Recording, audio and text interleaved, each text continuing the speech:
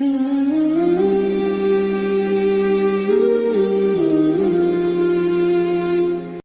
صلی اللہ علیہ وسلم نے ارشاد فرمایا منافقین پر دو نمازیں بہت بھاری ہیں، منافقین پر دو نمازیں بھاری ہیں۔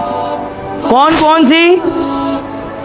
فجر اور عشاء، فجر اور عشاء، فجر اور عشاء، یہ منافقین پر بہت بھاری ہے۔ اور ہمارے مسلمان اکثریت آپ دیکھیں ظہر عصر مغرب میں کس طرح ماشاءاللہ مسجد آباد رہتی ہے، عشاء میں بھی الحمدللہ لوگ ہوتے ہیں، لیکن فجر میں غائب۔ کیا وجہ؟ آنکھ نہیں کھلتی۔ ہم وہاں دیہاتوں میں ہوتے ہیں نا، یہ ہمیں ابھی اندازہ ہوا ہے۔ میں یہاں سوچتا تھا کراچی میں فجر کی عشاء کی نماز میں تو یار ٹھیک ٹھاک لوگ ہوتے ہیں، عشاء کی نماز کیوں بھاری ہے؟ تو اس کا مجھے اندازہ وہاں ہوا گاؤں میں۔ وہ کسان لوگ نا دن بھر کام کرتے ہیں، جب وہ مغرب میں فارغ ہو کے آتے ہیں، مغرب کے بعد کھانا کھاتے ہیں، وہ کھانا کھاتے ہی آنکھ بند ہونے لگ جاتی ہے، نیند آنے لگ جاتی ہے، تو عشاء کی نماز میں وہ لوگ ڈنڈی مارتے ہیں۔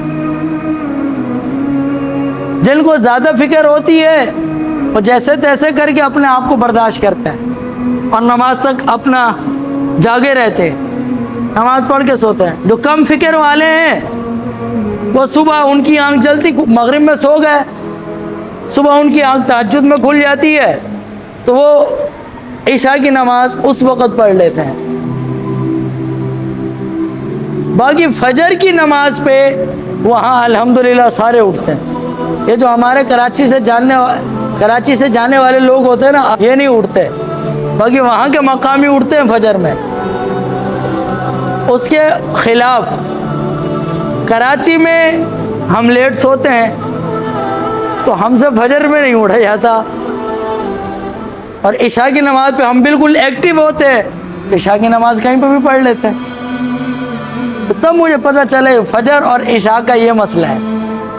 ہم خود بھی وہاں جاتے ہیں نا گاؤں میں، اب بس پھر مغرب کے بعد ایک تو وہاں ایسا ماحول بن جاتا ہے، پورے گھر میں سناٹا ہوتا ہے، پورے گھر میں۔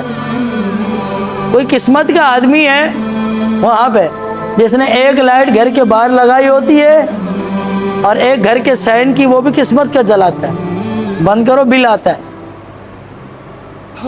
سناٹا ہی سناٹا، اندھیرا ہی اندھیرا۔ اور جب اتنا اندھیرا ہوتا ہے پھر نیند خود بخود آتی ہے۔ یہاں تو ہماری عشاء کے بعد موبائل چلانے کی عادت ہے، اللہ حفاظت فرمائے، وہاں موبائل چلاتے چلاتے بھی ایسے کر رہے ہوتے ہیں، خود بخود نیند آتی ہے۔ تو ہم آج آپ کو جو نماز کا کہتے ہیں، نماز کی پابندی کرواتے ہیں، اس کی ایک وجہ یہی ہے کہ ہمارے بچے باعمل حافظ قرآن بنے، بے عمل نہ بنے۔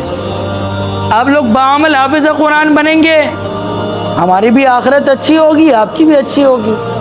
بے عمل بنیں گے ہمیں فکر تو ہوگی لیکن ہمیں کوئی اثر نہیں پڑے گا، کیونکہ ہمارے بس میں تو یہاں تک کہ جب تک آپ ہمارے پاس پڑھ رہے ہیں ہم آپ کو نماز کا بھی پابند کریں گے، باادب بھی بنائیں گے۔ قرآن ختم ہونے کے بعد آپ ہماری ذمہ داری سے ہٹ گئے۔ وہ پہلا زمانہ تھا استاد بھی بوڑھا ہو جاتا تھا، شاگرد بھی بوڑھا ہو جاتا تھا، پھر بھی شاگرد استاد سے ڈرتا تھا، وہ پہلے وقت تھا۔ اور اب کا زمانہ تبدیل ہے، اب تو بچہ حافظ قرآن بنا، جب تک حافظ قرآن بن رہا ہوتا ہے پھر بھی استاد کا ادب اور ڈر رہتا ہے۔ حافظ قرآن بننے کے بعد ایک مہینے کے بعد آگا، اور استاد جی کیسے ہو، ٹھیک ہو، طبیعت ٹھیک ہے آپ کی، وقت کیسا گزر رہا ہے؟ ایسا لگتا ہے ہم استاد شاگرد نہیں ہے، کوئی بچھڑے 75 سالہ دوست ہیں۔ پورا لب و لہجہ ہی بدل جاتا ہے، اور شاگرد صاحب سمجھ رہے ہوتے ہیں کہ میں استاد کو ملنے آ گیا، میں نے بہت بڑا کمال کیا۔ بعض ملنے ہی نہیں آتے، جو آتے ہیں تو ان کا رویہ ایسا ہوتا ہے، اور کیسے ہیں، خیریت سے طبیعت ٹھیک ہے، یوں بھی ایسا نہیں ہو خیر صاحب میں آیا تھا آپ سے ملاقات نہیں ہوئی، شاید آپ مصروف تھے، پھر میں بیٹھا رہا، پھر میں چلا گیا، مجھے آپ کے انتظار کی ضرورت نہیں پڑی، میں آیا تھا آپ سے ملاقات نہیں ہوئی، بس پھر میں چلا گیا، میں نے کہا پھر ملیں گے۔ ایسے بھی شاگرد ملے ہیں، جی کر سے میں مسجد میں ہوں، آپ کہاں ہیں؟ میں فلاں جگہ پہ ہوں، آ جاتا ہوں، چلے انشاءاللہ پھر مل لیں گے۔ تو یوں ہوتا ہے جیسے کوئی بہت پرانے بچھڑے دوست آپس میں ملے ہوں، استاد شاگرد نہیں مل رہے۔ اب بھی ہم اپنے استادوں کو ملنے جاتے ہیں نا، یہی ادب انسان کو باکمال بناتا ہے، میں ادب کی بات کر رہا ہوں۔ استادوں کو ملنے جاتے ہیں نا، ہمارے پڑوس میں ہی ہیں، السلام علیکم، وعلیکم السلام، اب جو استاد پوچھیں گے ہم اس کا جواب دیتے ہیں، کیسے ہو بیٹا؟ استاد جی ٹھیک ہے، طبیعت کیسی ہے؟ ٹھیک ہے، کیا کرتے ہو؟ بتاتے ہیں، ہم اپنے سے نہیں پوچھتے، اور استاد جی مدرسہ کیسا چل رہا ہے؟ حتیٰ کہ یہ بھی جرت نہیں ہوتی، میں سیدھی بات کر رہا ہوں مسجد میں بیٹھ کے، میں اپنی بات کر رہا ہوں، مجھے ابھی تک بھی یہ جرت نہیں ہوتی، میں استاد جی سے استاد جی آپ کی طبیعت کیسی ہے، آپ ٹھیک ہے؟ میں یہ بھی نہیں پوچھتا، بس چپ کر کے سر جھکا کے بیٹھا رہتا ہوں، جو پوچھیں گے میں نے بتانا۔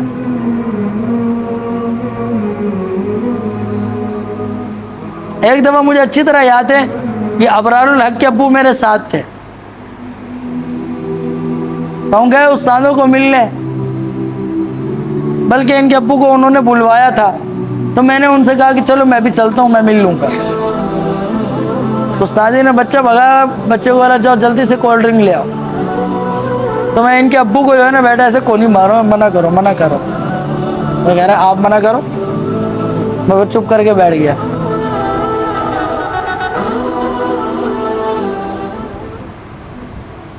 یہ ہوتا ہے ایک ادب، با ادب بنو، ابھی سے نیک بنو، با ادب بنو، ابھی سے نیک بنو، یہی عمر ہے آپ کی۔ کوئی بچہ یہ نہ سوچے بڑے ہو کے میں نمازوں کی پابندی کر لوں گا، جیسے آج کے جوان سوچتا ہے، ابھی تو جوانی ہے بھائی، موج مستی کرو، میوزک سنو، مووی وغیرہ دیکھو، اللہ غفور الرحیم ہے۔ جب بچے آ جائیں گے، بال سفید ہو جائیں گے تو ہم سدھر جائیں گے۔ تو ابھی آپ لوگ بھی یہی سوچتے ہو، ابھی تو کھیل کود کی عمر ہے، سارا دن قرآن پڑھتے ہیں، اب شام کو بھی کارٹون نہ دیکھیں، شام کو بھی مووی ڈرامہ نہ دیکھیں، کچھ نہیں ہوتا، بڑے ہوں گے حافظ بنیں گے انشاءاللہ، پکے باعمل حافظ بنیں گے، پھر نہ ادھر کے رہے نہ ادھر کے رہے۔ یہ عمر آپ کی سیکھنے کی ہے، تو نیک بنو گے انشاءاللہ، نیکی کی عادت بنی رہے گی، اور ورنہ پھر ظاہر سی بات ہے کہ عادتیں خراب ہوتی چلی جائیں گی، اور پھر اللہ حفاظت فرمائے، پھر بندہ کہاں سے کہاں نکل جاتا ہے۔ تو سارے پابندی کریں گے نماز کی، اور چھٹیوں میں قرآن پاک کی تلاوت کی بھی پابندی کریں گے، اور والدین کا ادب و احترام۔ یہاں ڈھیلے ہو گئے، کیوں دودھ دہی زیادہ لانا ہے؟ اماں کام زیادہ بتاتی ہے؟ والدین کا ادب و احترام کریں گے، ہاں انشاءاللہ سے بھی 5-6 قدم آگے بڑھانا ہے۔ کہا چھٹیوں پہ کمپلین آتی ہے، اللہ تعالیٰ ہمیں پابند بنائے۔